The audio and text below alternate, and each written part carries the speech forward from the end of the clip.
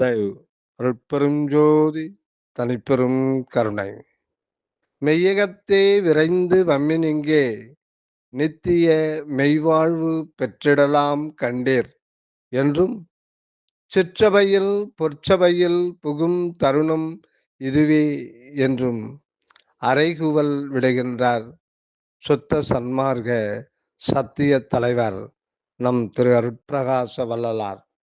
மாற்றம் வேண்டும், மாறித்தான் ஆக வேண்டும்.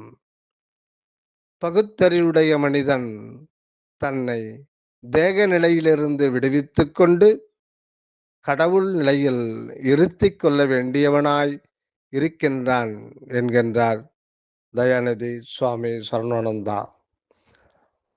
ஆக மனிதன் மாற வேண்டும், மாறித்தான் ஆக வேண்டும். தன்னை புறநிலையிலிருந்து நித்திய அகநிலைக்கு மாற்றிக்கொள்ள வேண்டும்.